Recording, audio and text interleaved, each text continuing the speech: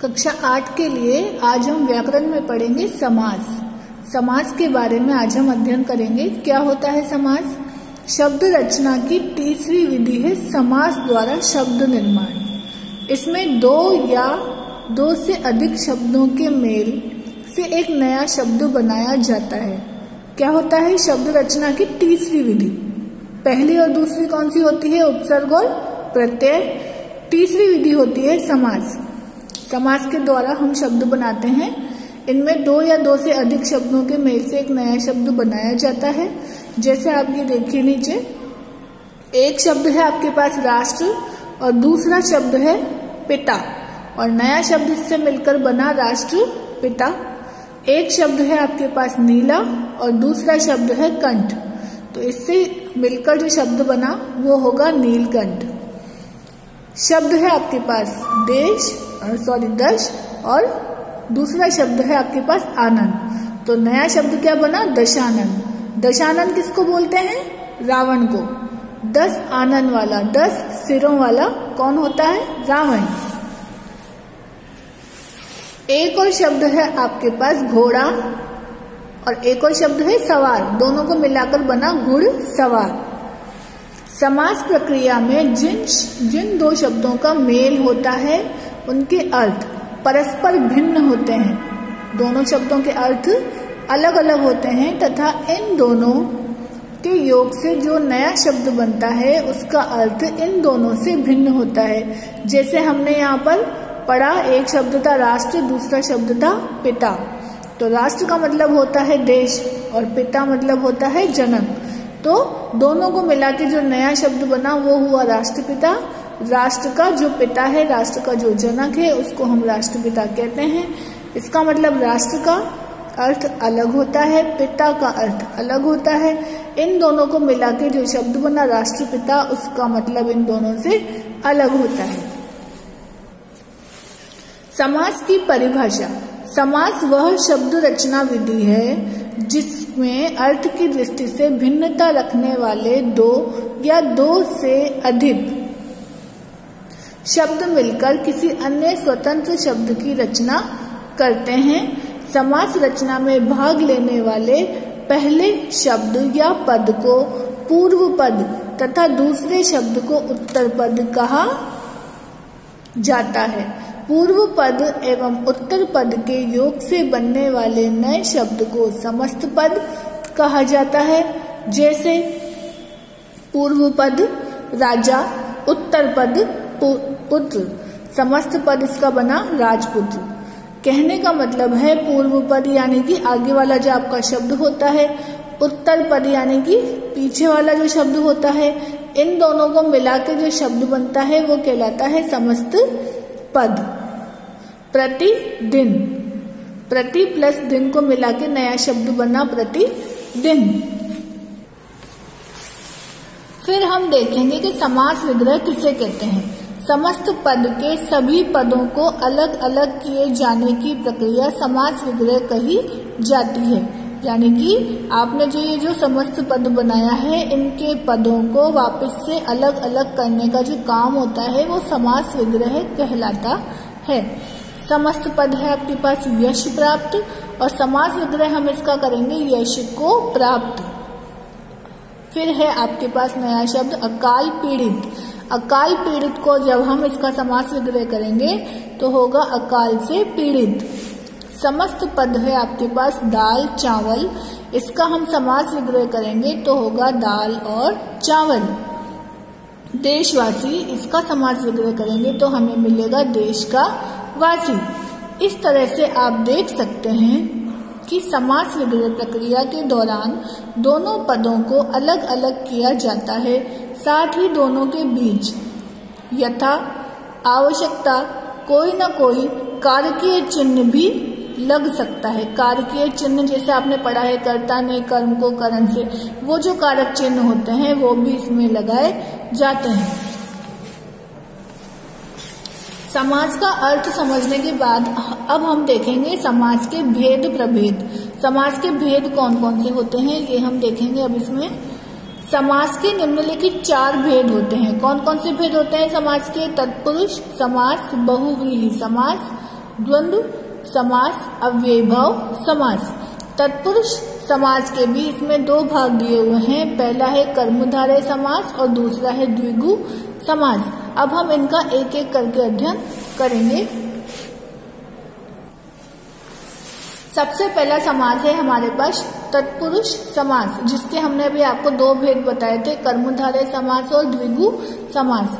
जिस समस्त पद में पूर्व पद विशेषण होने के कारण गौण होता है तथा उत्तर पद विशेष्य होने के कारण प्रधान, वहां तत्पुरुष समास होता है। विग्रह करते समय कारकीय चिन्हों को जिनका समास करते समय लोप कर दिया गया था पुनः जोड़ दिया जाता है, जैसे भूखमरा तथा पूजा घर। शब्दों का विग्रह होगा भूख से मरा, भूख से मरा से करण कारक का चिन्ह है। अब यहाँ आप देखो कि हमने बोला था कारकीय चिन्ह और आपको कहा था कर्ता ने कर्म को करण से, जो कारक चिन्ह आपने पढ़े हैं उनका इसमें प्रयोग किया जाता है। तो यहाँ पर भूख से मरा में कौन सा चिन्ह है? कारक चिन्ह से, करण कारक का चिन्ह है। एवं पूजा के लिए घर के लिए संप्रदान कारक का चिन्ह है। तो इसके लिए आपको कारक चिन्ह की भी आवश्यकता पड़ेगी, आपको कारक चिन्ह याद होने चाहिए। तत्पुरुष समास के उपभेद हमने आपको यहाँ पे दो बताए थे, कर्मधारय समास तथा द्विगु समास। कर्मधारय समास के बारे में पढ़ेंगे। कर्मधारय समास तत्पुरुष समास का ही उपभेद है, क्योंकि इसमें भी पूर्व पद गौण तथा उत्तर पद प्रधान होता है। इस समास में या तो पूर्व पद विशेषण होता है तथा उत्तर पद विशेष्य अथवा दोनों पदों के बीच में उपमेय उपमान का संबंध होता है तथा इस समास का विग्रह करते समय दोनों पदों के बीच कारकीय चिन्ह या परसर्ग नहीं आते। जैसे हम बोलेंगे एक शब्द है विशेषण नील और विशेष्य है कमल, समस्त पद इसका बना नील कमल, नीला है जो कमल। इसमें आपके पास विशेषण और विशेष्य है जिससे हमने समस्त पद बनाया है। ऐसे ही आपकी पुस्तक में और भी बहुत सारे उदाहरण हैं जिनका आप अध्ययन कर सकते हैं। उसके बाद हमारे पास है उपमेय और उपमान संबंध। उपमेय है वचन, उपमान है अमृत, समस्त पद है वचनामृत, अमृत रूपी वचन। तो यहाँ पर विशेषण विशेष्य और उपमेय उपमान का प्रयोग हम करते हैं। इसके अंतर्गत दूसरा भेद था हमारे पास द्विगु समास। द्विगु समास क्या होता है? चूंकि द्विगु समास भी तत्पुरुष समास का उपभेद है, अतः इसका भी पूर्व पद गौण तथा उत्तर पद प्रधान होता है। द्विगु समास की सबसे बड़ी पहचान है कि इसका पूर्व पद संख्यावाची विशेषण होता है। क्या है इसकी विशेषता?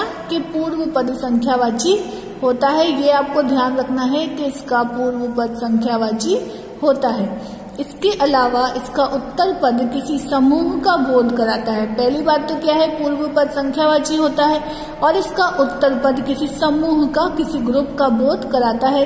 यदि विग्रह करते समय उत्तर पद के साथ समूह या समाहार शब्द का प्रयोग नहीं किया गया तो पूर्व पद संख्यावाची होते हुए भी यह कर्मधारय समास कहलाएगा। समस्त पद है हमारे पास, यह है त्रिभुज। विग्रह हमने इसका पहला किया कर्मधारय समास के रूप में, तो 3 भुजाएं हैं जो, और इसका विग्रह हमने दूसरा किया द्विगु समास के रूप में, तो 3 भुजाओं का समाहार यानी कि समूह। पंचतंत्र 5 हैं तंत्र जो, अगर हम इसको ऐसे बोलेंगे तो ये होगा कर्मधारय समास। 5 तंत्रों का समूह, समूह अगर हम बोलेंगे तो ये होगा द्विगु समास। द्विगु समास में समूह के बारे में बताया जाता है। अष्ट सिद्धि 8 सिद्धियां हैं जो, ये होगा कर्मधारय समास। द्विगु समास होगा 8 सिद्धियों का समाहार, 8 सिद्धियों का समूह।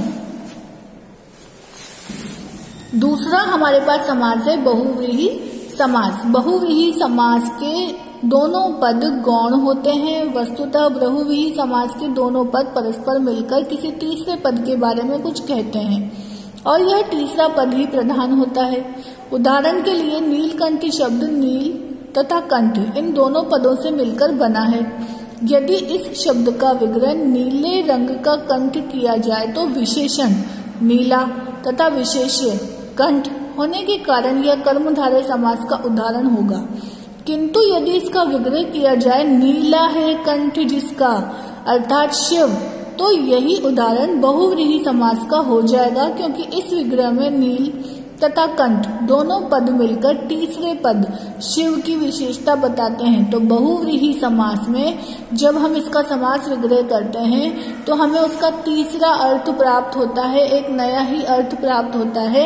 ऐसे समास को बहुव्रीहि समास कहते हैं। जैसे हमने बोला षडानन, षट छ है आनंद, मुख जिसके कौन होते हैं, कार्तिकेय होते हैं जिनके 6 मुख होते हैं। चक्रधर, चक्र धारण किया है जिसने, कौन करता है चक्र को धारण, विष्णु, विष्णु भगवान करते हैं। तो हमने जब बोला चक्रधर तो हमें एक शब्द ये मिला, समस्त पद इसका विग्रह किया हमने तो ये मिला, और इसका तीसरा ही अर्थ निकला, वो होता है विष्णु।